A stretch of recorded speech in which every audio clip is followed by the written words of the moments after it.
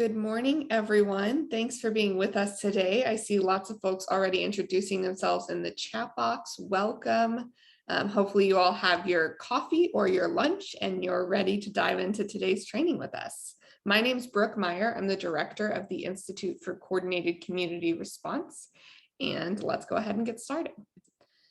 We'll start with a few housekeeping items. We encourage you to use the Q&A box at the bottom of your screen to ask questions throughout today's presentation. We'll be monitoring the Q&A box, and there will be some opportunities for interaction in the chat box as well. So be sure in the chat box to select all panelists and attendees so that other attendees can see your responses and not just the speakers. Because we're going to be using the chat box so much, definitely be sure to submit actual questions in the Q&A box so that those don't get lost. We'll answer some of them throughout, and then we'll also have Q&A time at the end. If you have any technical difficulties throughout the webinar, you'll just switch your blue button in your chat box to say all panelists instead, and one of the ICCR staff will assist. Before we jump in, let's start with a little bit of background on the Institute for Coordinated Community Response. We were created in 2018 as a program of the Conference on Crimes Against Women, and we're a training and technical assistance program that works with rural communities to improve their systemic responses to domestic violence. We work with teams made up of law enforcement officers, prosecutors, and advocates from rural Texas counties each year to take a deep dive into their current criminal legal response to domestic violence and begin building the scaffolding for a sustainable long-term CCR. In addition to that technical assistance work, we host regular trainings like this one, both virtually and in person, to ensure that rural communities across the state and the US have access to the most relevant cutting-edge training on domestic violence dynamics and collaborative solutions. And while our program is geared towards rural needs, through webinars like this one, we're able to train practitioners from all over who are committed to eradicating domestic violence. So thank you for attending today and for your dedication to improving your own community's domestic violence response, whether you're in a big city or a small town. You can learn more about ICCR on our website, instituteccr.org, and I encourage you to sign up for our monthly newsletter there to stay in the loop about all of the great trainings that we provide throughout the year. And we do have several trainings coming up in the next few months that I wanted to highlight briefly. The ones on the screen now are more free trainings. Our next webinar will be on September 16th. Talking about wellness as social change from our friends at Praxis International. And at the end of September, we will have our next bi-monthly Rural Texas Advocates Call. So if you are an advocate in a domestic violence agency, in a law enforcement office, a prosecutor's office, an advocate of any type that works with victims of domestic violence in small communities, you are welcome to join that call. So you can visit instituteccr.org/upcoming-events at the bottom of your screen to learn more about those and register. We are also excited in October to be bringing y'all our very first rural virtual conference, Collaborative Responses to Domestic Violence in Rural Communities. This is a nationwide conference, 2 days presented virtually for a really affordable registration fee of only $100 for individuals or $75 for groups of 5 or more. So that's a perfect package for your CCR team to sign up. So visit again our website, our rural conference page on the website to learn more about that. And if you have any questions, you can always feel free to email us as well. And now I'd like to introduce today's presenters. We have with us 2 wonderful experts in domestic violence from Genesis Women's Shelter and Support. Christine Ruddle is a residential client advocate at Genesis, where she has worked for 9 years.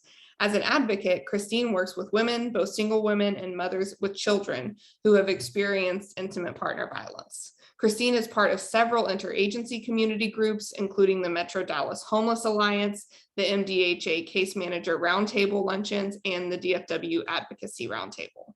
She regularly presents to organizations and churches to raise public awareness of domestic violence. Sarah Campos, a bilingual women's and children's therapist at Genesis, provides individual and group therapy to Spanish-speaking women and children who have been impacted by domestic violence. Prior to joining the clinical team in 2019, Sarah has worked in the field of domestic violence and trauma for 10 years in a variety of capacities, including residential case manager, outreach program coordinator, and therapist. She also serves as the co-chair of the Dallas County Domestic Violence Awareness Coalition. Christine and Sarah, we are so glad to have you with us today. Please take it away.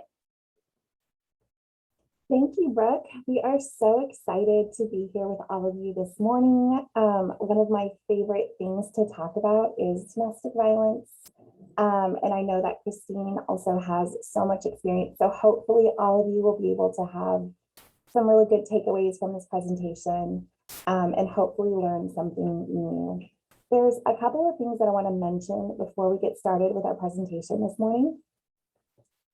Excuse me, here at Genesis, we provide services to any woman who has been impacted by domestic violence and her children, or anyone who identifies as a woman.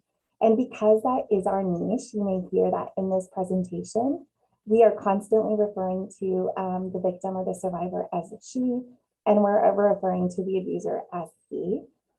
Just because that is what we do, that's what a lot of our examples will look like. But I just wanted to mention that we also understand and know that domestic violence can affect anyone in any kind of relationship. It's not just that one, but just for the purposes of our presentation, that's what you'll be hearing the most of today as far as pronouns go. The second thing that I wanted to mention before we get started is that talking about domestic violence, even in a educational setting like this one, is not always an easy thing to hear or to talk about.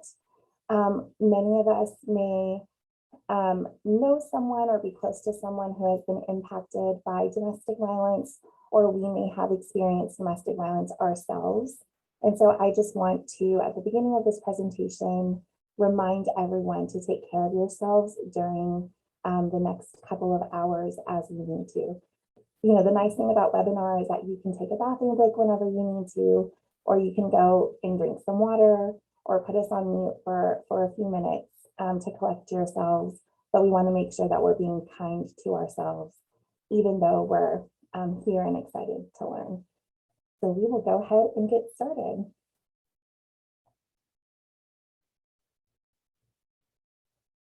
Helps to unmute. So to get started, we're going to do a quiz, and I would like for the participants to answer in the chat box. So our first statement, true or false. So if you will, share if you think this statement is true or false. Domestic violence is a learned behavior and is rarely caused by mental illness.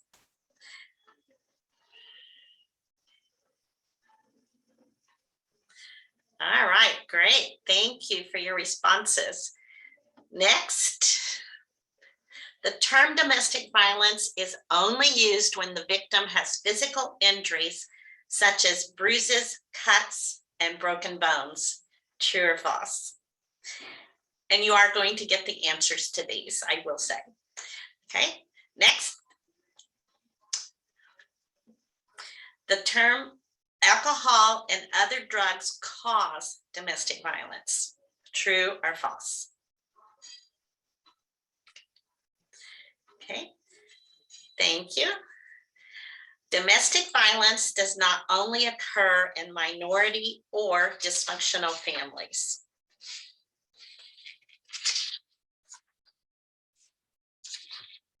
Okay. It is very easy for women or men to leave abusive relationships. Okay. In over 95% of domestic violence assaults, the man is the perpetrator and the woman is the victim.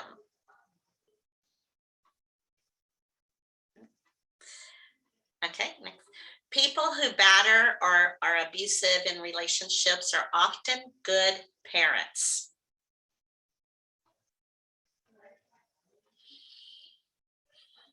Okay.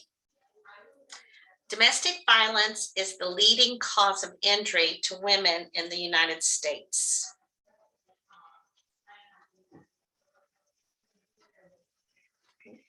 Okay. Children who grow up in violent homes hate violence and most likely will not grow up to be perpetrators or victims of domestic violence. Okay. And last, domestic violence is rare. Okay, y'all are doing great. So going back and talking about and giving some information about each one of these. The first one, domestic violence is a learned behavior and is rarely caused by mental illness, is false. And the reason for that, the first part of that sentence is a learned behavior is true, but the second part is rarely caused by mental illness is false. It is never caused by mental illness. Can mental illness make it worse? Yes, but it's not the reason for the violence. And we do know that as far as those who abuse, the cases of mental illness is no more, the percentage of that is no more than what it is in the general population. So it's not the reason. Okay, next. The term domestic violence is only used when the physical injuries such as bruises, cuts, and broken bones. And of course, the answer to that is false. There are other types of abuse that are part of domestic violence, such as verbal, emotional, psychological, of course, physical, sexual, and there are some other categories as well, such as technology abuse, spiritual abuse, financial abuse. So there's certainly a lot more than just physical injuries. Okay. Alcohol and other drugs cause domestic violence. The answer to that is also false. Again, do abusers use alcohol and other drugs? Yes, but it's not the reason that they abuse. It can certainly make it worse. And we know that in 80 to 85% of reported cases of domestic violence that they do play a part in that. Domestic violence does not only occur in low-income, minority, or dysfunctional families. I'm pretty sure you all got this one correct. And of course, the answer to that one is true, because it can happen to anyone. And it doesn't really matter. Here at Genesis, I've been working in residential or our shelter for 9.5 years, and I have had women who do not have their GED, but I've had women with a bachelor's degree, a master's degree, and a few even with a doctorate. So it doesn't really matter what kind of home you came from, what your education is, where you are, it can happen. It is very easy for women to leave abusive relationships. This one is false. We know that when a woman or a man leaves an abusive relationship, there's 75% higher risk of being seriously injured or killed. So it's really a very important time. It takes some safety planning to make that a safe way of leaving. In over 95% of domestic violence assaults, the man is the perpetrator and the woman is the victim. The answer to this one is true. Now, keep in mind that these are reported cases of domestic violence, and we do know that, for example, if the male is the victim, they don't always report. We also find that same-sex relationships don't report as often either, but from reported cases, 95% of those, the man is the perpetrator. People who batter are often good parents. The answer to this one is false, which I think is what most of you said. However, I want to share that with the moms who come in to our shelter or who work with our counselors in the outreach office, many times they will say this to us. They'll say, well, yes, he abuses me, but he's really good with the children. He's a good dad, but someone who abuses mom is not being a good parent. Domestic violence is the leading cause of injury to women in the United States, and this one is true. Again, these are cases that are reported. Children who grow up in violent homes hate violence and most likely will not grow up to be perpetrators are victims of domestic violence. And of course, that one is false. Boys who grow up in violent homes, 40% will most likely become abusers, but that leaves 60% who did not.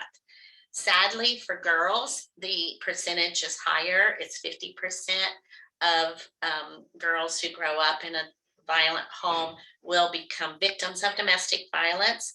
And some of the times what we hear is that they really did not know what love was, and they thought love was that type of relationship.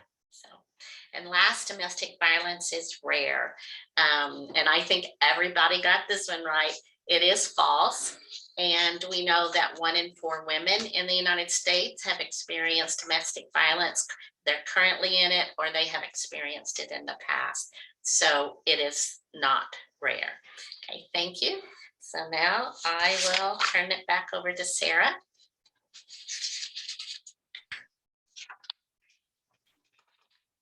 So one thing that I've noticed working with different organizations and working with clients for several years is that oftentimes clients, which I'll use interchangeably with victims and survivors, they often have their own definition of what domestic violence is. And so we'll have some clients who come in and they'll say, well, no, it's not domestic violence because he never actually punched me or hit me. But then we may have other clients who come in and say, you know, he called me this, and to me, that is domestic violence. So I think one of the most important things we want to be able to do for this presentation, but then also with the people that we're working with, is we really want to have a good understanding of what domestic violence is. For those of you who are advocates, for counselors, you may even have people asking me, like, this is what happened. Is this domestic violence or is this not? So it's really important for us to be able to have the answers to that. So this is a definition that we like to use here at Genesis. We feel like this is a more encompassing definition. It's surely not the only definition, but it says domestic violence occurs when one person in an intimate partner relationship exercises power and control over the other through a pattern of intentional behaviors. So what that means is that in a relationship where there is domestic violence, there is not equality. The purpose of using all of these abusive behaviors that we're going to talk about in a few slides here is for one person, the abusive partner, to always have power and control over the other. This is the systematic diminishment of a woman in her home. This is going to wear on her over time. This is going to break her down physically, emotionally, mentally, spiritually, and we're going to see some examples of that. Okay, some of the, can't say statistics, but the statistics around domestic violence. So as I mentioned earlier, 1 in 4 women in the US will know domestic violence during her lifetime, 1 in 3 worldwide. Here in Texas, and not everyone on this meeting is from Texas, so you might want to check in your state, wherever you are. But in Texas, I'm afraid that number is 1 in 3 for adult women, as well as for teenage girls. But throughout our country, 1 in 3 teenage girls will be physically assaulted by a boyfriend or an intimate partner. Domestic violence is the leading cause of injury to women between the ages of 15 to 44, more than car accident, muggings, and rapes combined. Another group that is at high risk, as well as the 15 to 44-year-olds, are pregnant women of any age. And I think that's a really important statistic to know. We are going to cover just a few examples of physical abuse, emotional, verbal, sexual, and financial abuse. So like Christine mentioned a few minutes ago, there are many different types of abuse. We could delve into child abuse, we could go into spiritual abuse, but we're going to kind of cover some of the basics in these types for today. Okay, starting with physical abuse, and I think most people when they think of domestic violence, think about physical abuse. And of course, there's the actual physical abuse where you're being pushed or shoved or kicked or hit or slapped or punched. And so in sharing this list, there's a couple that I do want to highlight. Strangulation is one. In domestic violence, strangulation is used many times, whether that the intent is not necessarily to kill the survivor or victim, it's to get their attention, it is to let them know that the abuser is in control and could end their life if they wanted to. And it happens more than one time. I had a client recently who shared with me that she was strangled about 5 times within one afternoon. So it would happen. It only takes the strength it takes to strangle someone is the strength it takes to open a can of soda. The amount of time it takes is 6 to 10 seconds. So it's something that can happen with little pressure and very quickly.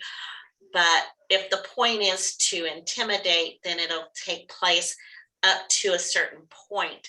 And so for her, my client that shared this with me, it would go to the point of her almost passing out, and then it would stop. And then when she came to, things would escalate again and it would happen again. And there are some ramifications from that.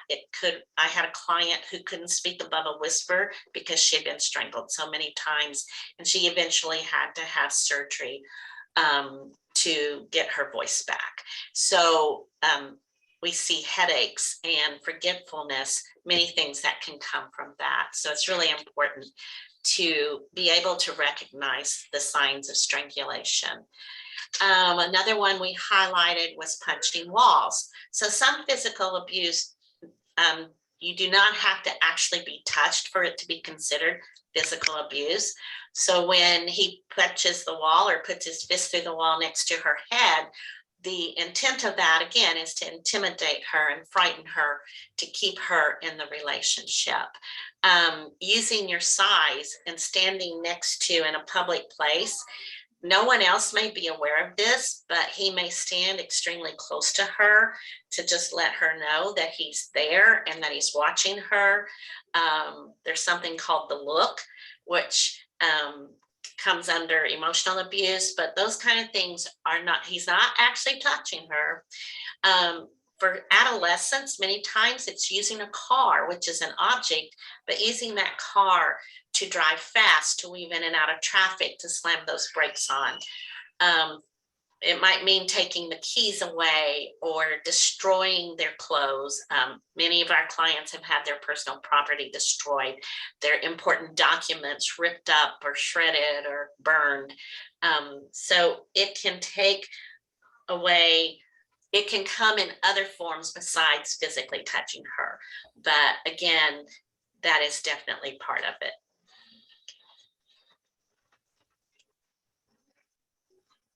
So there is something in domestic violence relationships that we refer to as image control. And this is the idea that an abuser presents an image to the rest of the world, to his community, to his extended family, to his church, to his workplace, and he actually is a completely different person at home. And so you can see from the image here, a real life example of this. But what this does, this is part of that emotional and mental abuse that we are going to get to in just a moment. Because if we think and ask ourselves, like, what are the benefits of this? Why does he present so well? Like maybe he coaches his kids' soccer team. Maybe he's really involved in the community. Maybe he's in a position of leadership at his church or in law enforcement or whatever that looks like. This accomplishes several purposes. The first one is that this helps keep the domestic violence a secret so that no one knows what's really happening. He is also setting himself up to be believed in the event that the victim decided to speak out or to make a police report or to seek help in some way. And I think we can all probably think of maybe a high profile case in the news in the last few years, like just pick one, where there is so much of this attitude of like, no, it couldn't possibly be this person. Um, he's such a good father. He takes care of his family so well. And so then, if we're not believing him, then it must be, well, she must be making this up. She must have ulterior motives. There must be something wrong with her. And so what that accomplishes is that it further isolates that victim from receiving any kind of help or being believed. And a large number of that, a large reason, I guess we could say, that victims don't speak out is because they do have that fear. He won't be believed. They're going to believe him over me. And so this is part of, we'll see that a lot of these behaviors kind of begin to overlap. And Christine has a really good example of how she saw this play out with one of her clients. Okay. I actually have a couple. One way that this plays out in particular is when the police are called. And for those of you who are in law enforcement or with the criminal justice system, I think you will appreciate this. So I had a client who was a mom. She had several children. And the reason she came to us, to our shelter, was after an incident where her husband had been choking her. And there is a difference between choking and strangulation. And this was actual choking. He was putting something down her throat to keep her from breathing, which happened to be his fingers. So he put his fingers down her throat, and she was a pretty tall, strong woman in size and could match his size. And she did what I think you would do automatically to protect herself. She bit down as hard as she could on those fingers, which caused him to withdraw them. Someone had called the police and they arrived. And so her husband was very calm and collected and had his wits about him, and approached the police and showed them the blood coming from his fingers. And she was not calm. She was upset and angry and agitated. And so she got arrested. And she spent several days in jail before she went before the judge. But that officer did go to court and did apologize to her and said, I made a mistake. You were the victim. And of course, that did at least take those charges off, and she was released. But it didn't take away from that trauma. And so just being aware of those kind of dynamics, that many times the abuser, if he sticks around, I know many times they run and disappear, but if they do stick around, it's really important to separate the victim and the abuser, or the two, from each other so that they can't see one another and can be able to tell their story. Even when a victim is agitated and upset, there are things that need to be heard. My other one is an older woman who was from a well-to-do family, and her husband had her on the bathroom floor, standing behind her, strangling her. She reached behind and scratched his back. They were in a smaller community, and so he was well-known, well-established. And so when the police got there, again, he was calm, she was not. She was arrested and charged with elderly abuse. It did go to court, and it took the jury 8 minutes to find her not guilty. So it's just important, I think, to be aware of those kind of dynamics. There are some other examples of verbal and emotional abuse. These are typically harder to identify. They're not as concrete as a hit or a slap. And so this is really important, again, for us to be able to give this information to clients, because clients or survivors, they may know how they feel, but it's really hard sometimes to put into words like what actually happened in the relationship for them to feel this way. So you can go through this list, and of course, let us know if you have any questions about these. I do want to touch on a few. The first one is isolation. And so one thing that can happen in a lot of different ways is for an abuser to try to isolate a victim from the things or the people in her life that can help her or support her or give her some kind of fulfillment. So this can be isolating from friends, from family members. This can be getting her fired from her job, being controlling and not allowing her to do the things that she likes to do. Because again, if we're going back to the purpose is power and control, the less she has outside, the more dependent she becomes on him for social interactions, for advice, for really everything. So we see that one a lot. Another one that I wanted to mention is extreme jealousy. So this is one that's typically pretty surprising for my clients because they'll come in saying, yes, he does these things. And at the same time, he's also really jealous or he's really insecure. Extreme jealousy is really just code for controlling behavior. They're saying, who are you with? What were you doing? Why didn't you call me? So there's a lot of interrogation that goes with it. There's a lot of false accusations, typically sexual in nature. So this can kind of overlap with sexual abuse. But there's typically some kind of accusation that the victim is cheating. And so what that does is that women, feel the need to prove, no, I didn't. Look, here's my phone. You can check it. I haven't been texting anyone. Or I'll answer on FaceTime whenever you call me so you can see that I'm not where you think I am. Or maybe they have to take the kids with them anytime that they run errands. They're not allowed to be alone. Or maybe he is the one that drives her to all of her appointments to make sure that she's not cheating. And so this is just a really effective way for abusers to gain power and control over their partners, is accusing her of cheating.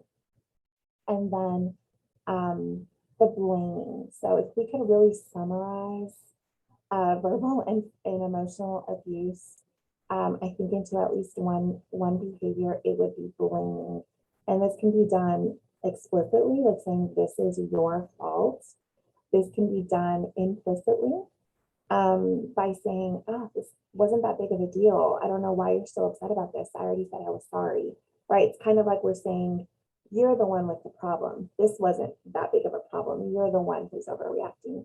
And then, of course, doing this with behaviors. But the whole idea of verbal and emotional abuse is to change the reality. The abuser changes the reality of what's happening and twists it so that the victim is at fault for all of the problems. Anything that you want to add to that, Christine? I'm just looking over the list and thinking I could tell so many stories about all of these. And I do know that, and as a counselor, I know you're more than aware of it, that most emotional abuse takes a lot longer to heal from than most physical abuse. And so it really is, it may seem minor at times, but it's not. It's that it's ongoing and it just keeps taking away who they are as a person. So. Okay, sexual abuse. Whenever we ask people, what's your definition of sexual abuse, or what comes to mind when you think about it? Usually what comes to mind is rape, and rape does happen in a marriage or in a committed relationship. So when they say no and it's ignored or it's forced, then that is rape. But there's so many different forms of sexual abuse. And I've seen an increase myself in working with clients in sex trafficking. And I'll give an example of someone I worked with where she was an artist and had a lot going for her, but she got into a relationship with someone who she truly loved and didn't really identify the abuse.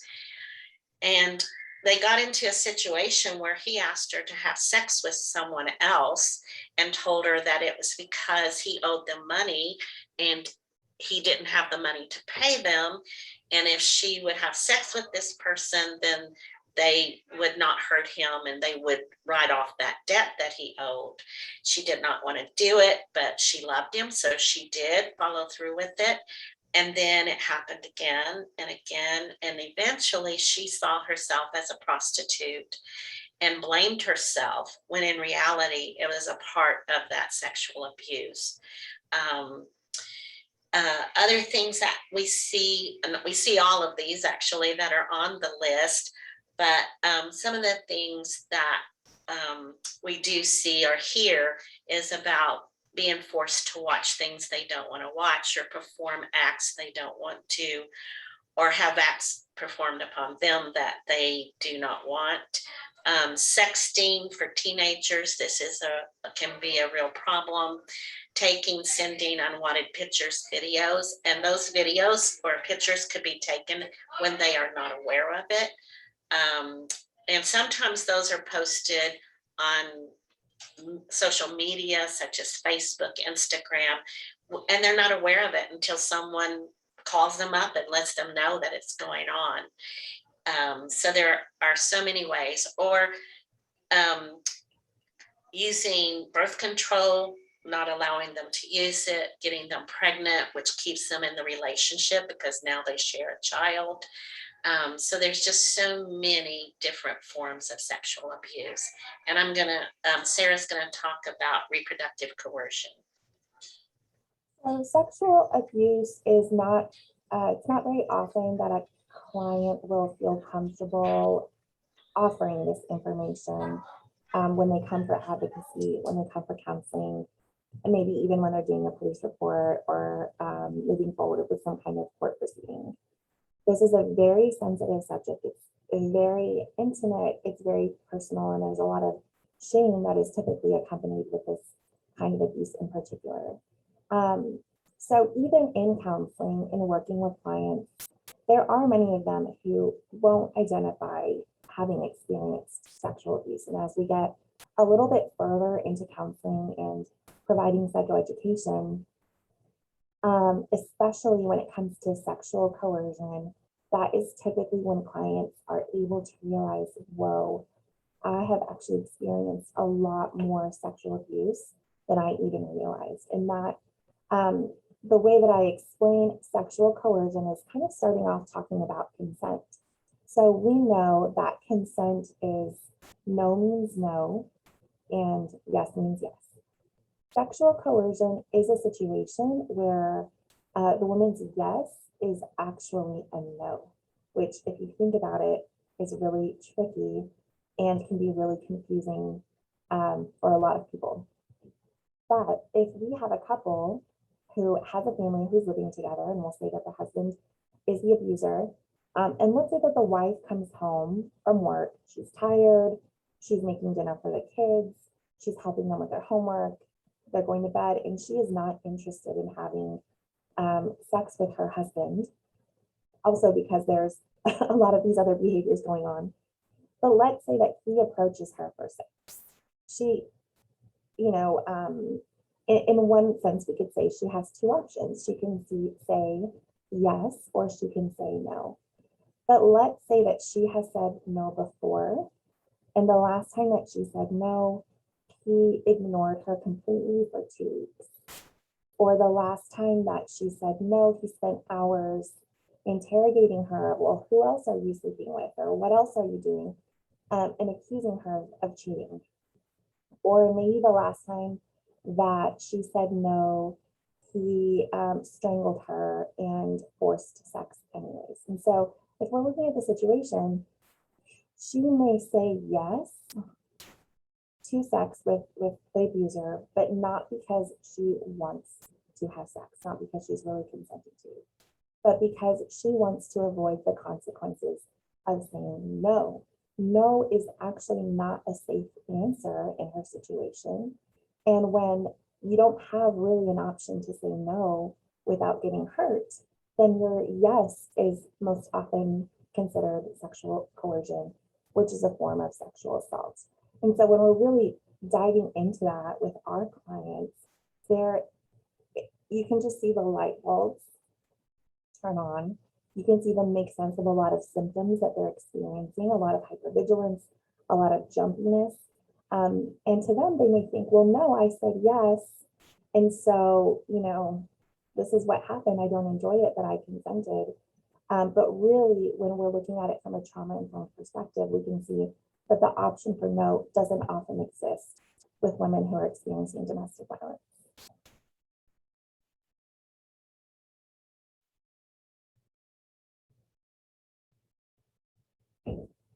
Christine, your mic is turned off. Once again. We decided to talk about financial abuse because there's been such an increase in it. And when this statistic first came out, it was like 95% of domestic violence survivors experience economic abuse. And I was sitting there reading that going, no, it's 100%, but I'll go with 99%. But we do see this so often, and it does seem to be increasing. So many times, maybe she does not work because he won't allow her to work and he has control of the money. And he only allows her to have a certain amount. A client was telling me just a couple of days ago that if she didn't do what he wanted her to do, then he would withhold money from her. And so she would have to do certain things in order to get money just for little things. Maybe she does work, but he is still going to control the money.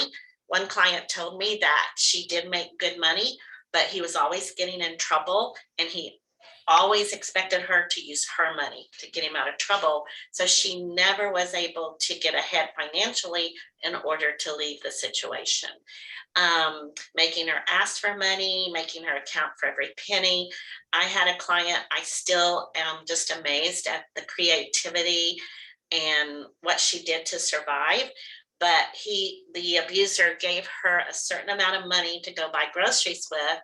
And then when she brought the groceries home, he would check the receipt against what she bought to make sure that all of that money was accounted for. She was able to, and I could see this working in a smaller community. She was able, after he would go to work, she would just take a few of those items, take them back to the store, get cash for them. And then she hid that cash in a safe place until she saved enough money to leave with the children. I don't know that I would have ever thought of that, but I was just like, wow, it just broke my heart that she had to do that in the first place. Some of the things I've seen is running her credit, using her credit card, taking out loans. I had a 25-year-old who discovered when we ran her credit report that she had bought a property worth $500,000. She didn't even know anything about it. So that was fraud. It was ID theft. So many things that went into that. So misreporting income level to avoid child support, emotional support. Right now, with the stimulus checks and with the tax credit for the child tax credit, we've seen the abusers do all kinds of things so that that money comes to them and not to her. So just using that to keep her dependent. And even if she does leave the situation, it can continue, especially if they share children, over a long period of time. And it's not something you necessarily can easily recover from. I have a professional who was in such debt because of the credit card fraud that she needed to be in a transitional housing program for 2 years to give her time to work out of that. So it's very, very real. I think I'm not sure if you have a different experience, Christine, but I think for a lot of the clients that I've worked with, this is the type of abuse that will keep them in the relationship the longest once they've decided they want to leave. Right. So our clients who understand this is abusive, this is not healthy, children are being affected, but if they can't actually provide food and clothing and shelter for their kids, then they're willing to sacrifice their own well-being to stay until they can. So now that we've talked about a lot of different, those little intentional abusive behaviors, and I say little because they're not because they're small, but because those are the things that are used over and over again to create this inequality, right? This power and control. But we're going to look a little bit more closely at how this actually plays out in a relationship. So many of you may have seen this already. This is called the cycle of violence. This helps us understand a little bit more about the dynamics of domestic violence. And so we understand that abusive relationships function in 3 stages. The first stage is called manipulative kindness, which is also known sometimes as the honeymoon phase. And this is usually how the relationship starts off. I've never met a client who got slapped on the first date because she picked a rom-com instead of an action movie. That would never move forward. It typically starts with kindness, love, making that woman feel very special, and maybe even trying to speed up the relationship. So maybe they're wanting to move in quickly. Maybe they're wanting to get married or have a child, whatever that looks like. The more commitment that can happen the earlier, that's really a benefit for the abuser, because then the relationship just gets harder to get out of. Eventually, after stage 1, the relationship will move into stage 2, which is the tension building phase. And so this is where some of those abusive behaviors that we talked about become a little bit more apparent. So maybe the abuser is having a lot of like mood swings. Like sometimes he's really irritable and really controlling, critical of her. Maybe he's more temperamental. He expects more of her. And she starts to feel things are tense at home. She's nervous. She feels like she has to walk on eggshells and be very careful of what she says or doesn't say, what she does or doesn't do, because she doesn't want the situation to get worse. So all of her behaviors change really to revolve around her safety and the safety of her children. She's doing everything in her power to be able to stay safe. However, because we know that the abuse does not depend on her, eventually the abuser will have some kind of violent episode, which brings us into stage 3. Now, this can be physical violence, like we've talked about before, the pushing, the shoving, punching walls, driving recklessly, but it can also be maybe verbal violence. Maybe he's cussing her out and yelling at her and in her face and insulting her. It could also be emotionally violent. And so maybe he's making threats to take away her children if she were to ever leave, or making threats to kill himself or to kill her or a family member. Maybe it's sexual violence. Maybe he's trying to get her to do something sexual that she doesn't want to do in that moment. So whatever kind of abuse it is, the point is that there is a violent episode. And so we see that there's clouds and there's a storm here. Now, if that were where it ended, not a lot of people would stay in that relationship. And the thing is that the abuser knows that. He knows that he may lose the power and control he has over her if she decides to leave. And so what he does is he goes into damage control and he pulls her back into the honeymoon phase, that manipulative kindness. And so here is where she will hear, "I'm so sorry, this will never happen again. I don't know what came over me. I've just been really stressed at work. I just love you so much and I just get so crazy and passionate." Or, "I'm going to change. Think about the kids. We need to work on this together." So whatever it is that he needs to say in order to get her to stay is what he'll say. And this is part of the danger of domestic violence, is that our romantic partners know us better than probably anyone else. And so he knows her so well that he's able to weaponize whatever pulls at her heartstrings in order to maintain power and control over her. And for a while, we see the sun come out here, there may not be blatant abuse. Maybe things feel more calm at home. Maybe he is more romantic. Maybe he is spending time with the kids. Maybe he's being more generous with the money, or taking them out to eat. And so this is the part of the abusive relationship that makes things feel really confusing, because here the woman is starting to think, well, maybe things can change. They already seem to be better. Maybe we really can make this relationship work. And so because this is a cycle, we know that eventually, that will only last a while, eventually this will go back to the tension building phase. She's going to feel that fear again of, oh no, I'm starting to see these signs again. And then it's just going to keep going around and around. There are a few things that I want to mention about this. It's really important that we don't make the mistake of thinking that only stage 3 is the domestic violence. This whole cycle is abusive. I had a client a few years ago who said it best. She said, even when he's loving me, he's abusing me. Because really that love is the manipulation for her to stay in the relationship. Another thing that I want to mention is,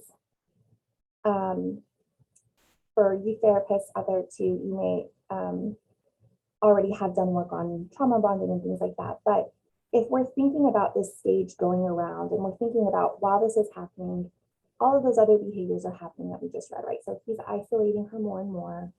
She doesn't have resources that she used to. She is being worn down. So maybe depression, anxiety, whatever that looks like, PTSD. And so at the end of this violent episode, when she is devastated and she is traumatized, she doesn't have the same access to coping skills that you and I do, or someone who's not in an abusive relationship, right? She may not be able to just call her mom on the phone and cry and talk it out, or she may not be able to go see a therapist, or she may not be able to get away for a weekend vacation, or whatever she needs to do to think things through. He has removed all of those things from her. And so the only thing that may be making her feel better is him pulling her into stage 1, saying, I'm so sorry, everything's going to be okay, hugging her, comforting her. And so we are talking about this twisted emotional and mental abuse that's happening, to where he is also making her reliant on him to feel better from the abuse that he just inflicted on her. So when we talk about the complexities of getting out of an abusive relationship, this can kind of help us understand how that works. Research also shows that the longer that an abusive relationship lasts, the faster this starts to cycle. So maybe it's not 6 months of peace and calm anymore. Maybe there is a violent episode that's happening every month or every week. Maybe it's starting to skip the manipulative kindness altogether. And because there's so much control, it's still hard to get out of. We also know that the longer that the relationship goes on, the more violent it becomes. So like I mentioned, rarely is there a slap on the first date. This is something that is going to start very subtle. It's going to be very gradual, with a lot of things that we may just excuse away, like, oh, he yelled, but he had a bad day at work, and like everyone yells, like I yell when I'm upset. So it starts with those things that are just kind of easier to kind of push off to the side, and they start growing over time. So if we think about that cycle going around and around, that violent episode is going to become more and more violent. So it may start with some of that emotional abuse, that control, that verbal abuse. It may go into the first time that he hit her, may go down to more pushing and shoving, slapping, biting, punching, strangling. And then of course, all of us know that this often ends in homicide.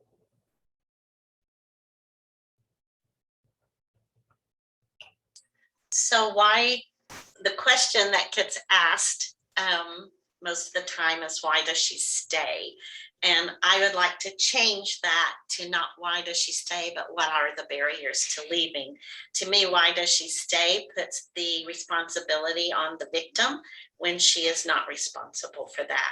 So what are the barriers to leaving? And while Sarah was talking, I thought about this movie, Shattered Dreams by Lindsay Wagner. It's a true story, and it's probably one of the best examples of the cycle of violence and shows all the stages that Sarah just described. So Shattered Dreams, starring Lindsay Wagner. It's about 21 years old now, but the information is still vital and still important. So I want to ask you if you'll put in the chat, what do you think are the barriers to her leaving an abusive relationship? And I'll give you a minute to do that.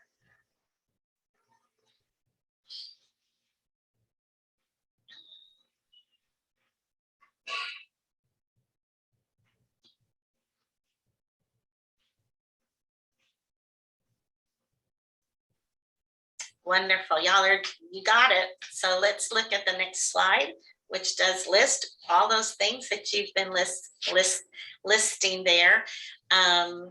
So one of the things that keeps her in it is love. And she really does love him and may for many years, even after she leaves him.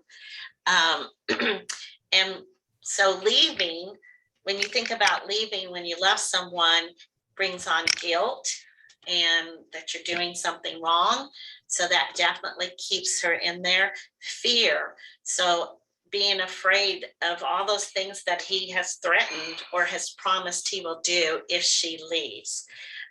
Definitely the children, what will happen to the children. And he's been telling her that she cannot take care of the children, that she cannot take care of herself. She won't be able to provide a living for them. And then for the concern of what about he is their father and taking that away from them. Hope. Now, a lot of people don't think about hope being a barrier, but the hope that it could get better, and that's why the honeymoon phase is so confusing, is because during that honeymoon phase, it reignites that hope that things could change, that he will change, that things will go back to what they were when she first met him. Minimizing the situation. You have to minimize the situations to stay in an abusive relationship. So denial is just part of it. And so it's really important to recognize that. The guilt, the shame, the embarrassment. I was thinking about that when Sarah was talking. A client who came from a really loving home, had a great childhood. She was so embarrassed. And I hear this from young people too, from teens, that they don't want to tell anybody. They don't want to share with their friends because it's embarrassing and they feel ashamed. Low self-esteem, the gender roles being so significant that you're supposed to do this and he is supposed to do that. Not wanting to be alone. I've heard that at least 3 times this week, and it's only Wednesday, but I've heard this 3 times from clients that this is my first time here in the shelter to ever be by myself, be on my own, and be responsible for me. And I don't know what to do with that. Lack of supportive relationships. I have a role play that I like to do here, but we don't have the time. But lack of supportive relationships. So if you think about it, what is your support network? It might be your family, your friends. It could be your church. It could be law enforcement, and it could be an attorney. All of these things, but the abuser is going to work to cut you off from all of those supportive relationships. And when your friend asks you what is going on, and you tell them this story of abuse, and you've told them maybe 300 times, they're going to be thinking, she don't want to leave. She wants to be in this. The reality is she needs to tell that story so that she can stop minimizing. Because until you hear it, as you say it, you're not going to realize how bad it really is. Immigration status. So many of our immigrants, their papers are taken away from them, so they're no longer documented. So of course they're afraid to leave. Hot button issues, domestic violence in your family growing up. Many times the religious convictions, and when you go to your church or your pastor or counselor and they tell you that it's your responsibility to stay in this relationship and you can work it out. So that plays into your personal beliefs, lack of resources and finances, mistrust in the police and legal system. We see this with a lot of our clients, but in particular, those who come in who are undocumented, depending on which country they come from, their experiences with law enforcement and the legal system in their country of origin could have been not just negative, but very violent. So it's understandable that there's mistrust there. And then trauma. And I'll let Sarah May talk about trauma brain here at some point. But when you are living in such a situation, your brain doesn't always make the decisions that are best.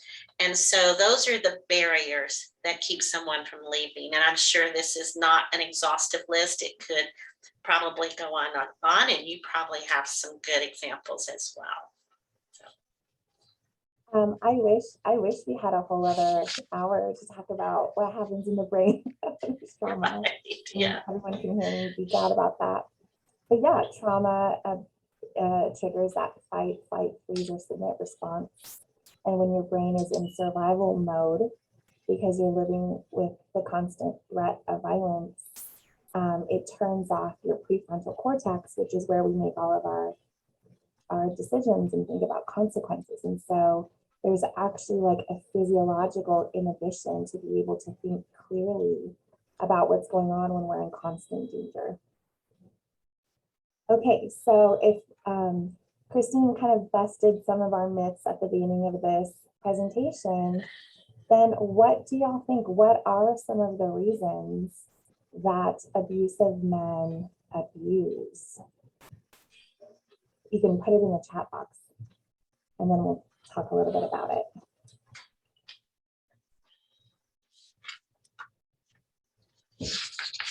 Insecurity, fear, insecurity. Generational patterns, power, control, lack of control, fear, jealousy, wants control. Okay, good. Great. Yeah, a lot of entitlement, past experiences, childhood trauma. Great. Okay, well let's bust some more myths. Okay. This is a little bit of a review. Like Christine mentioned, drugs and alcohol do not turn someone into an abuser. What they can often do is lower inhibitions. So that person is really just more of who they are in reality. Mental health issues, we really want to stay away from the stigma that mental health turns someone into an abuser. And let's talk about anger management. So I know that traditionally this is what was required of perpetrators when they were arrested for domestic violence. Very often they were sent to anger management classes. And now I think there's been a shift more towards the better intervention and prevention programs. But the problem with thinking that this is an anger management problem, which a lot of our clients think, right? Like he just can't control his temper. He just doesn't know how to act whenever he's stressed. The problem with that thinking is that if it were truly an anger management problem, they would be exploding and becoming violent anytime that they became angry. So if their boss reprimands them at work, they'd be beating up their boss. If the cashier at the store gives them the wrong amount of change, they'd be violent then or explosive then. The problem is not anger, because as we can see with domestic violence, it is very controlled. It is managed very well.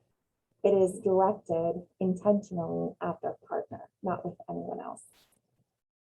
And then his dad was abusive with his mother. So like Christine shared with us earlier, 40% of the time, that's true, but that's not 100% of the time.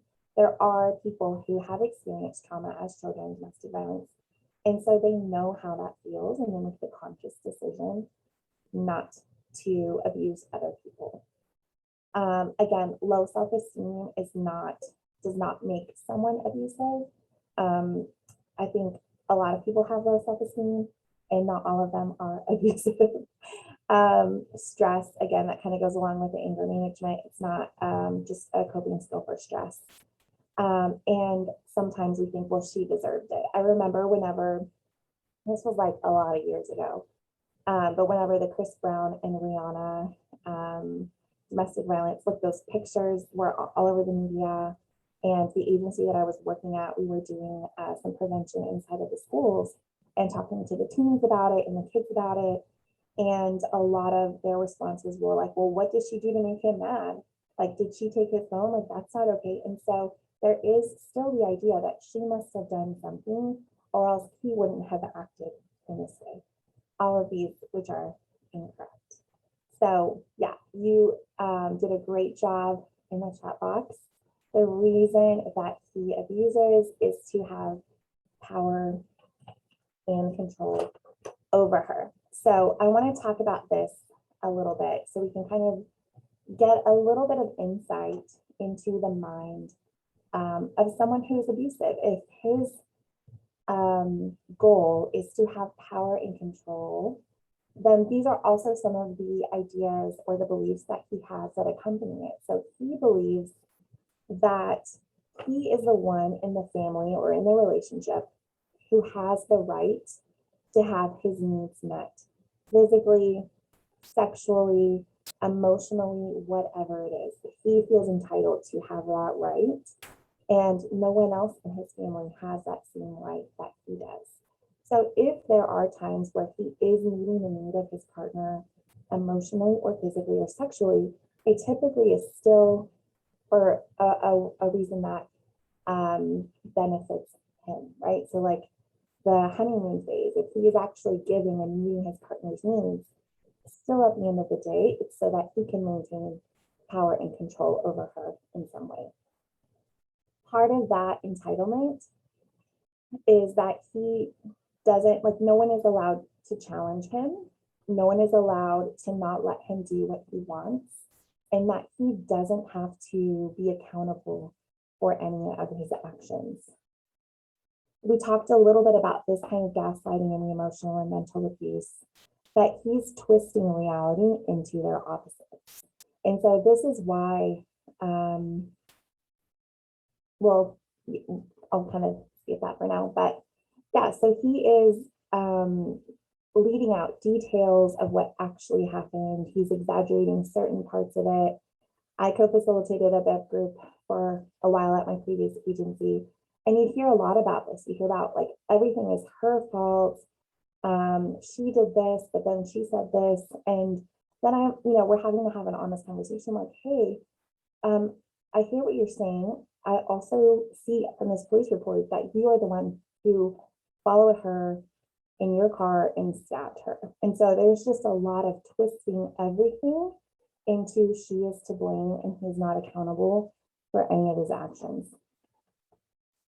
He also considers himself superior to his partner, right? Part of that inequality. And so what this looks like is that an abuser will often begin to think of his partner as an inanimate object, like that, excuse my language, but like that fat bitch or that crazy woman.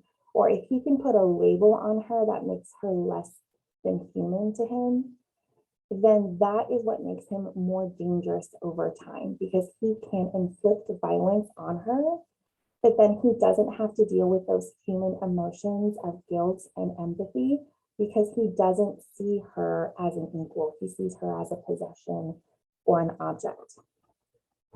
And to a person who is abusive, to an abuser, love and abuse are the same things. So their thinking is, if you love me, you're going to let me control you.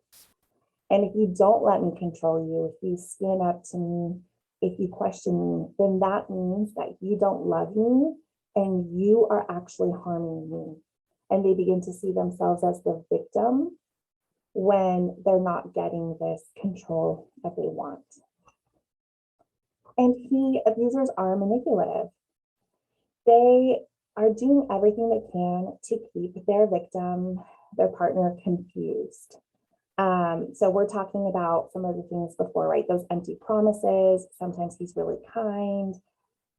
He is blaming her, or he is changing his mood. She doesn't understand what's going on. He also feels justified to do all of these things.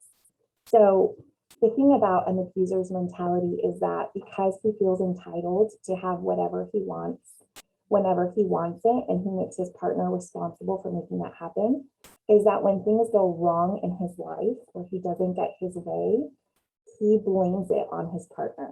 And so if it's her fault, then he doesn't feel bad for punishing her or for mistreating her.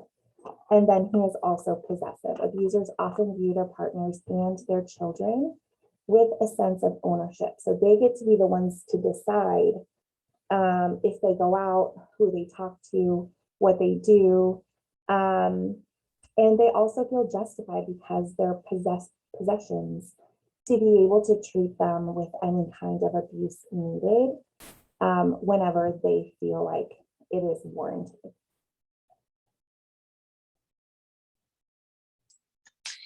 So how do you help a survivor? How do you support her? So number one, believe her.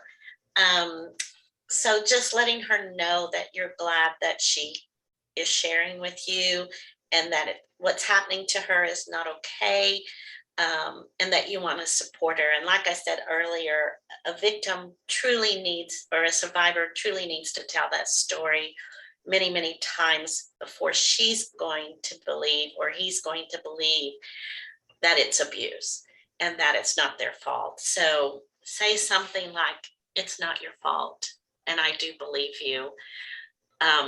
Especially, I want to mention here technology abuse. Abusers use technology and social media to make a victim feel crazy and that nobody will believe her.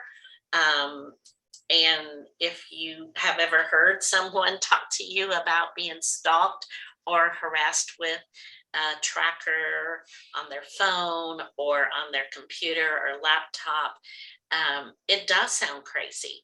And they know they sound crazy, and they're afraid that nobody's going to believe them. So to just let them know that you do believe them, and then don't blame her. Listen without judging. Everybody deserves to be safe in their relationship. Understand that survival is a priority. So let go of your expectations of how you think the survivor should behave, what decisions they should make, and just truly be supportive of them. She knows best what it takes to survive. That doesn't mean she doesn't need your support or help in safety planning and figuring out a way to get out of that situation. So help her to begin to think about safety planning. How can someone help her? What is it that she's needing? And then talking about the things in her life. She really is the expert, so she knows when he's going to go off. She knows when that tension is starting to build. She knows where the safe places are. By the time they get to us here at residential or at the shelter, many times they don't have anybody that they can identify as a support person in their life. So even if it's a passing comment that you make about, I believe you, or it's not your fault, it can plant a seed and it can make a difference. And then I think this one's really important, is know the resources. So in sharing those, we have pamphlets, but you cannot give a pamphlet to a victim that they could take home and the abuser could find, because that's going to get them in a lot of trouble. If they do have internet and they can get online and go to the National Domestic Violence Hotline website, or to our website, to any domestic violence agency website, there's an icon, usually it's up in the right-hand corner of the page, that if someone walks into the room, they can click on that. It takes them out of that website. It erases it from the browser, so they can't go in to see what they were looking at. So just knowing that there's things like that. At Genesis now, we do have on, I believe it's on our website, the ability to text our hotline to ask questions, to get support that way. So knowing what's available, not just in your community, but also what is available through the website or through social media. And then continue to provide support, continue to check in and just say, hey, I was thinking about you, just wanted to check in with you, see how things are going. Knowing resources. So someone mentioned earlier, I think when it was in the barriers maybe for why she can't leave, was housing. And right now housing is challenging. It's always been challenging. When I interviewed for this job at Genesis, you have to do a panel interview. And my question to the panel was, what is your biggest challenge? And I promise you, the 9 people in that room all answered at one time with the same word, which was housing. And it continues to be the biggest challenge. But knowing those resources and working with organizations within your community to help find housing, affordable housing for your clients. Someone shared in the chat that their voicemail says that they are a hairstylist or florist, and I love that. I love that idea. It's about finding creative ways to help our clients be safe.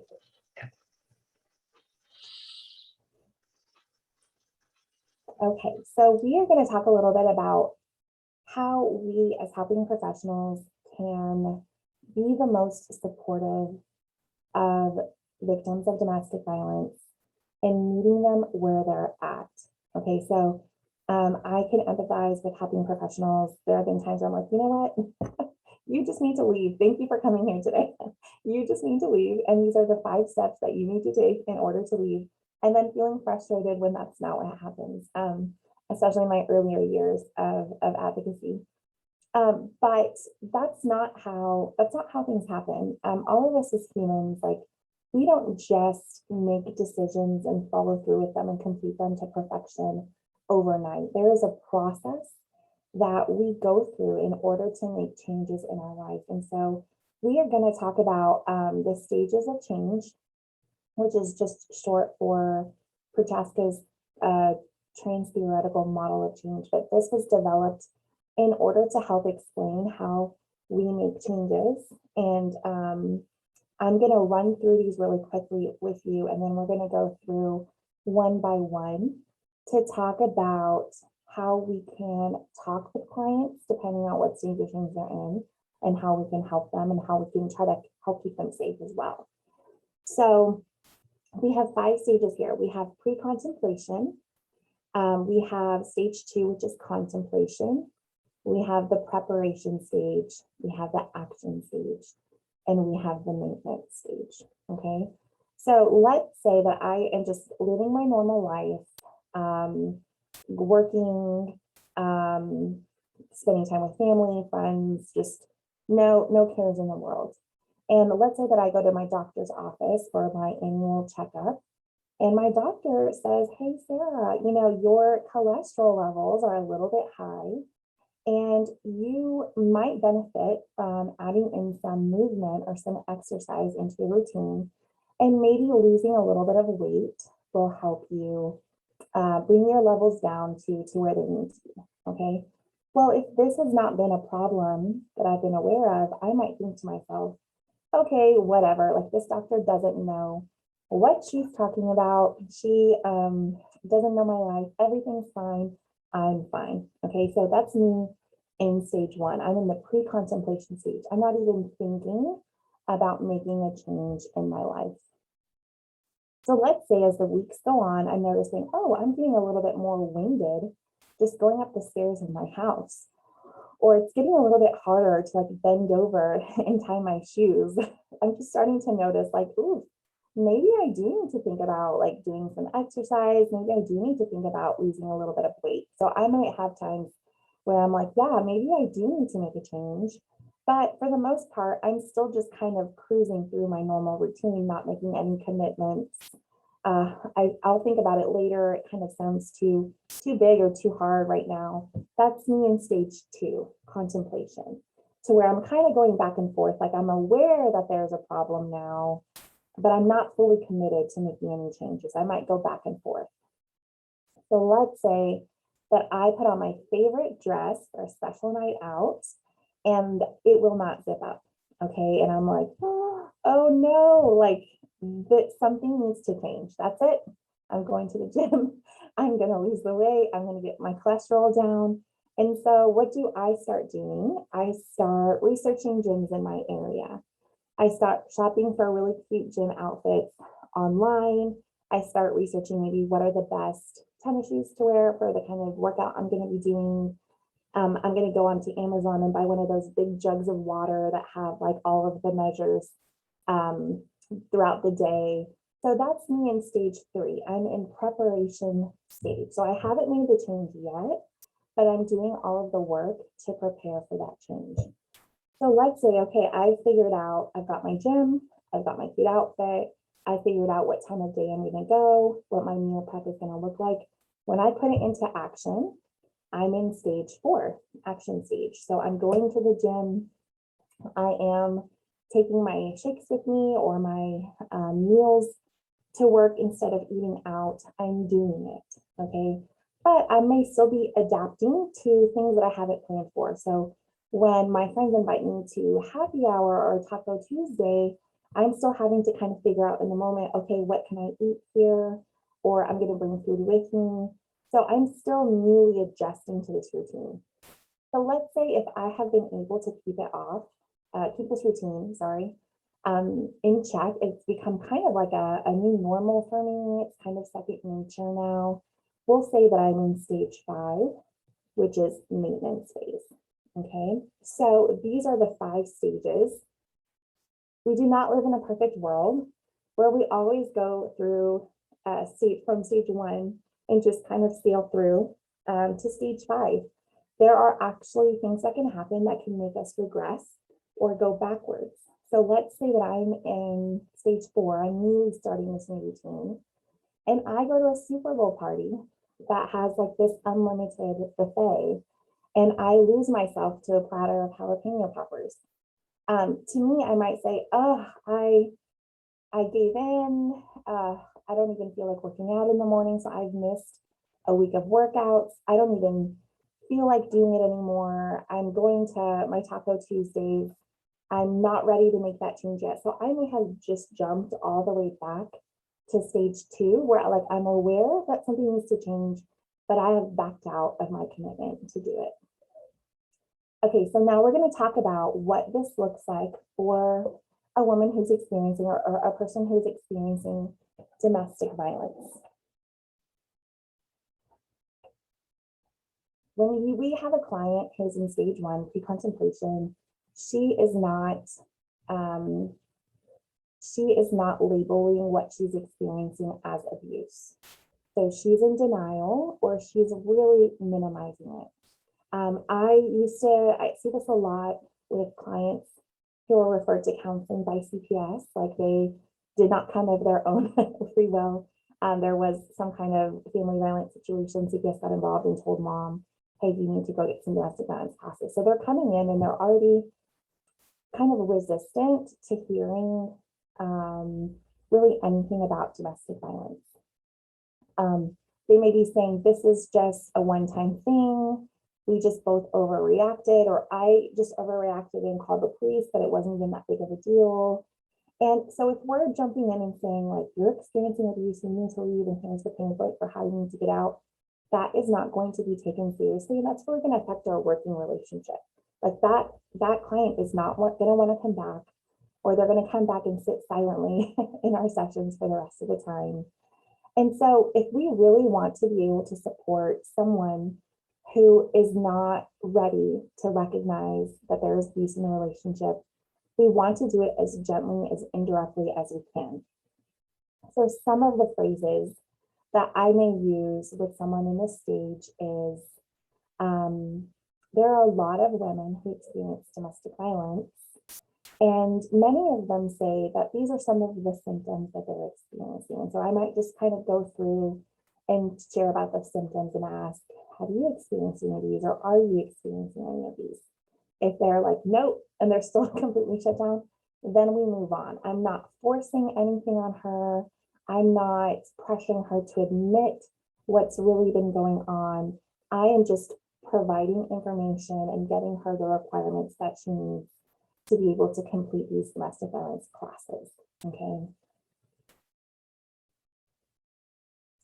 If we are working with someone who is in contemplation stage, so stage 2, where she's aware that there is abuse, there's a problem at home, things are not okay, but she has not really made a decision to make a change or to leave, okay? So she's kind of in that in and out, where some days she's more motivated to leave and other days she's not.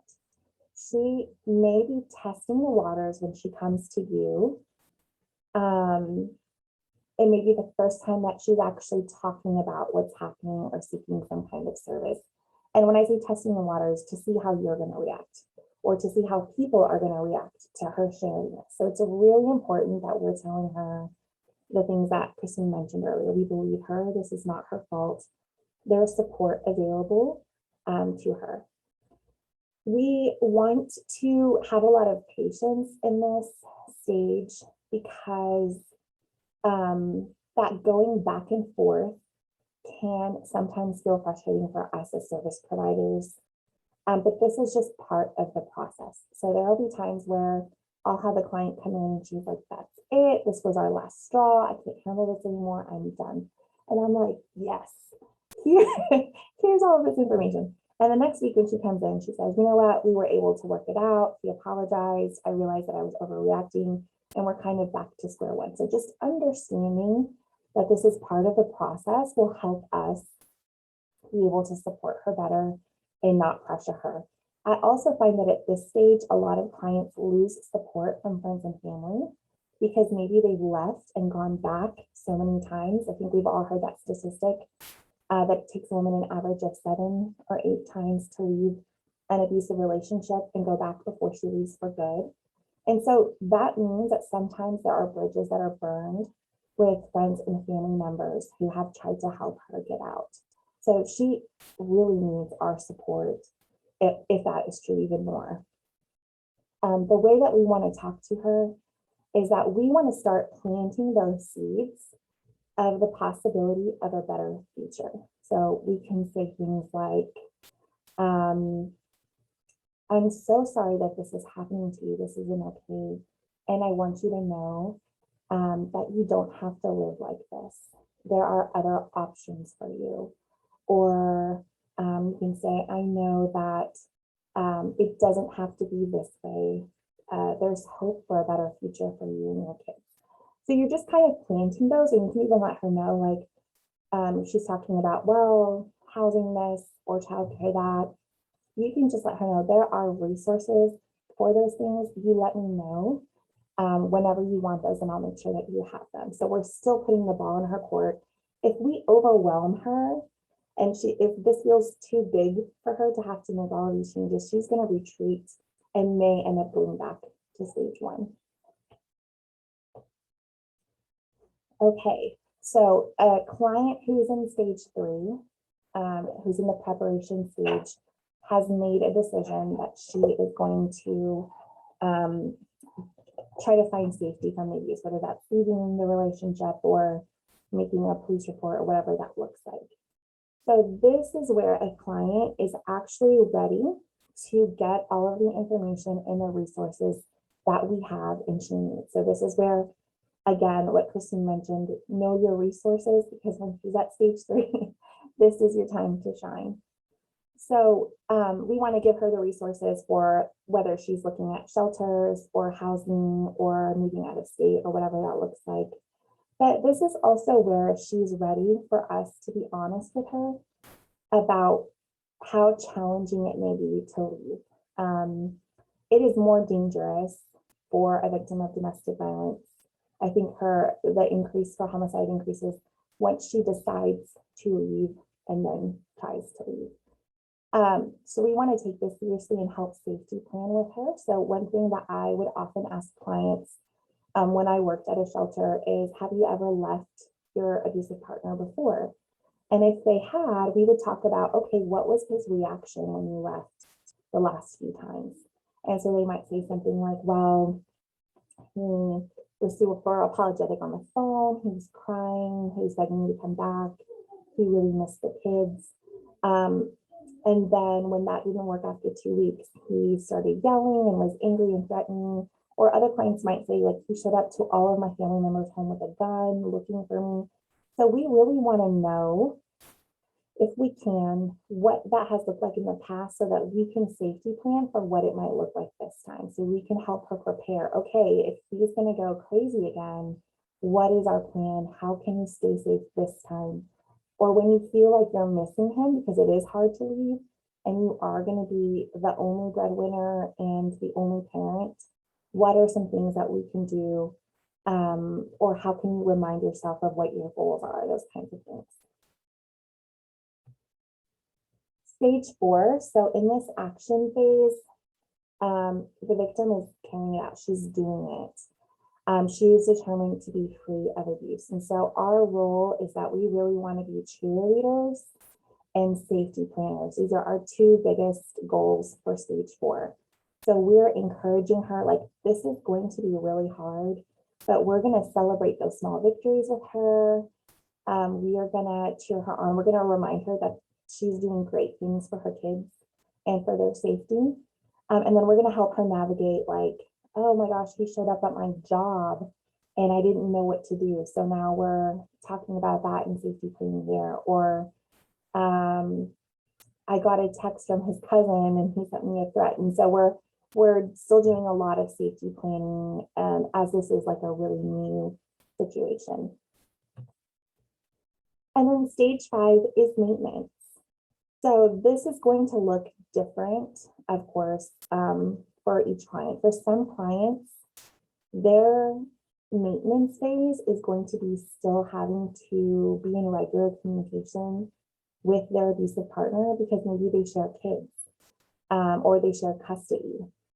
So that abuse is going to be still there, and we're still gonna have to safety plan for what that looks like. Or for our clients who are in really long court proceedings, whether it's because there were criminal charges or it's divorce or custody. And so that's going to be a constant trigger and something that we're going to be working on in safety planning for. So it's still going to be a lot of recognizing, predicting, and preparing for abusers' tactics. And then we really want to work on insulating this family or insulating this victim with as much support as possible. And so this support can be helping them kind of reconnect with relationships that have been lost because of the isolation and that emotional abuse, whether that's friends or family. It can be connecting them with the detective that's on their case, with the advocate, with the counselor at the kids' school, with the teachers at the kids' school, with the soccer coach. I mean, we want as many safe people to be a part of their world as possible, because that's really where a lot of restoration and safety is going to come from. Not only physical safety, but emotional and mental safety as well. So I keep saying safety over and over again. This is a really important part of working with survivors, or really at any stage that they're in, any stage of change. So when we're thinking about exit plans, we really want to have something short-term in mind. So for our clients who are still living with an abusive partner, or clients who are going back to their abusive partner, right? That's part of this process as well. We really want a safety plan for if any kind of emergency situation were to happen and they needed to leave in an instant. We want to talk through where are they going to go, Is there a part of the house that they can stay safe in? Can they have their cell phone on them if they need to call 911? What's the best way to leave the house? Can they have a bag of clothes or a purse accessible? Those kinds of conversations. And normally clients are pretty open to that. Sometimes they may feel a little bit of resistance, like, no, this isn't ever going to happen again. That was just a one-time thing. So I just like to be like, you know what, we're going to hope for the best, but just for my sake, so that I don't feel as worried, do you mind if we talk through some of these things? And hopefully that is an easier way for them to kind of be willing to have that conversation with me.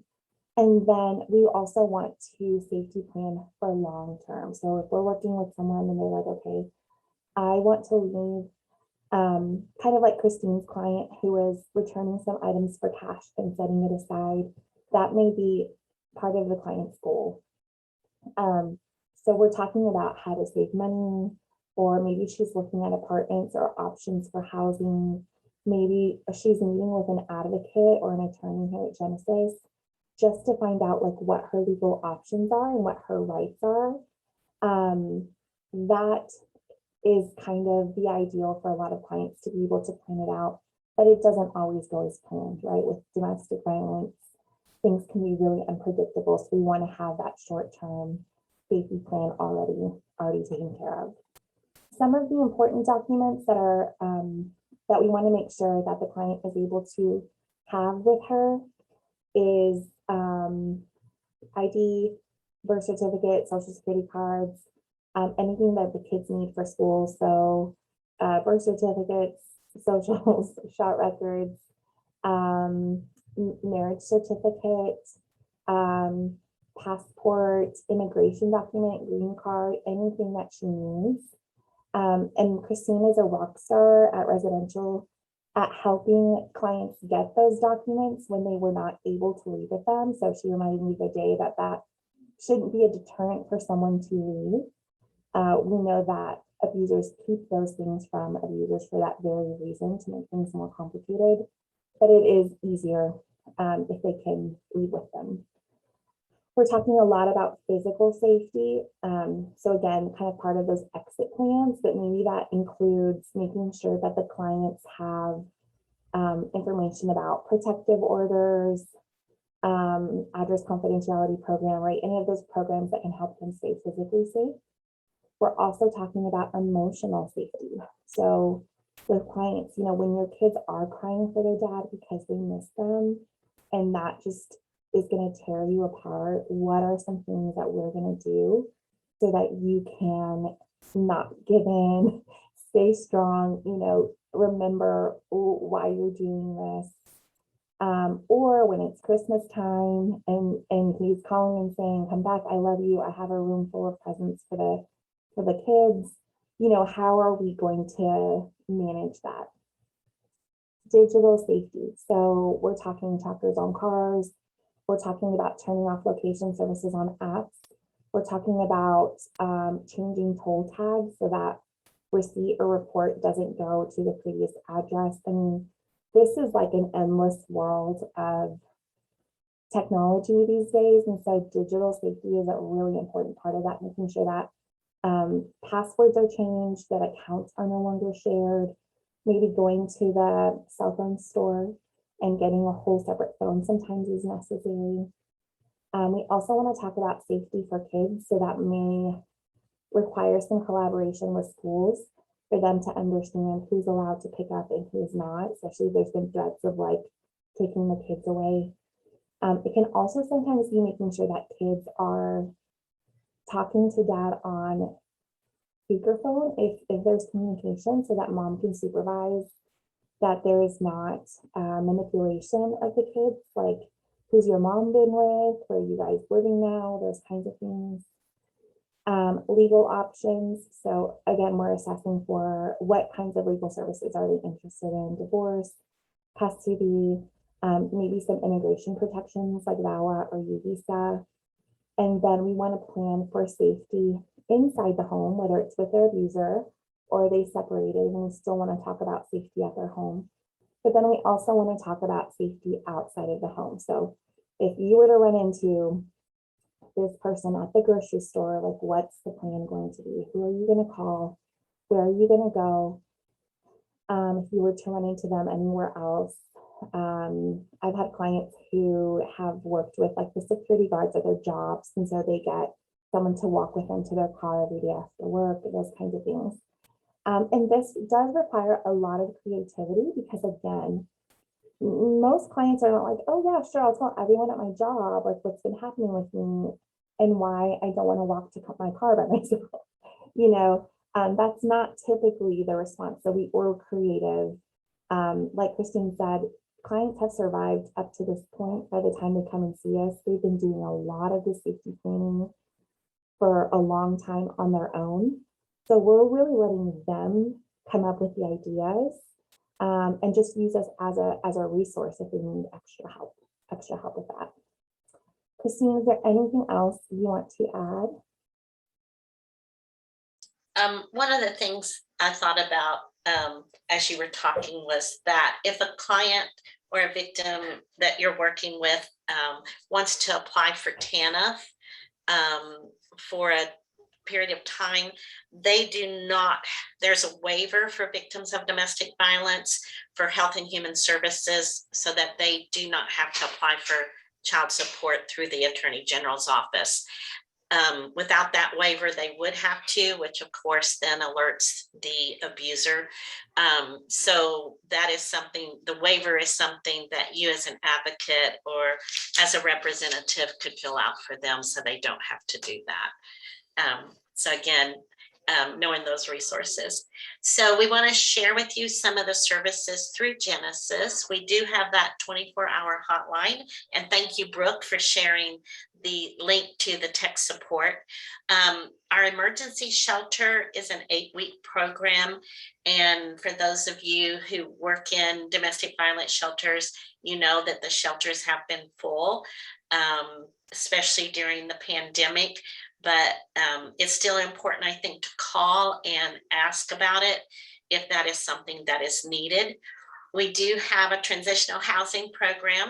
Our housing was destroyed by the storm in February, but we are in the process of rebuilding it. And I just got word today that Friday we will be moving furniture into the apartment, so it will be opening back up pretty soon. Our outreach center, we do offer counseling and advocacy, and we do have a legal team at our outreach center as well. So there's individual and group counseling. And of course, that trauma recovery is offered at all of our facilities. Play therapy, which I do get to watch that sometimes, and I honestly would love to participate. Teen counseling, we do have an on-site school for our shelter program. And then we do offer advocacy at all of our sites. We have parenting classes. As Sarah mentioned, we do work with Child Protective Services. And then I'm so excited to share that we do have a legal clinic now with our own attorneys. When I first started working here, we did not have that. All of us wanted to go back to school to be attorneys so we could help our clients. So I'm thrilled that we do have that resource now. We do also work with some other organizations though, and for those of you in areas where you might not have legal services, Texas Advocacy Project, and they do have a great website, and that's how you apply for their services. And that is for victims of domestic violence and sexual assault in the state of Texas.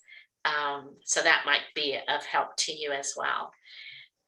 So we're glad that you're here. I want to thank all of you for being here and just thank you for the work that you do as well. Thank you both so much. If anyone has any questions, this is the time to submit those in the Q&A box. I know this was such thorough information, so I so appreciate y'all sharing your expertise with us today. And someone did ask if we would be sharing the slides via email, which we absolutely can do. So we'll send that with the evaluation after the training today. So within 24 hours, Everyone will receive a link to the evaluation. Once you complete that, you'll see a link to your training certificate, which you'll need for accreditation purposes, which you will submit through your own licensing agency. And you'll also see the link to the slides as well. All right, it looks like we don't have any other questions. Thank you again, Christine and Sarah. We so appreciate you. Thank you to all of our attendees for spending your lunch break with us. And I hope that everyone has there is one question. Are you ever contacted by men who are in a domestic violence situation, and how do you handle that? So yes, we are. And since we don't work with men in our organization, there's a couple of ones in Dallas County that Family Place has a shelter for men who are victims of abuse, and that's for single men or men with children. And then there's at least one other, Brighter Tomorrows will put men in a hotel room and work with them. So just knowing that there are some agencies that do that.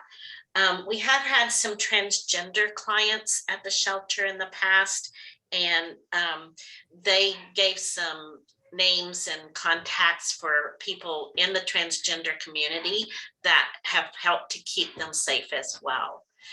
And I see that Safe Place, there's something in our chat about yes, Safe Place does also. Mm-hmm. Yeah. So yes. All right, great. Well, thank y'all so much. I hope everyone has a great rest of your week.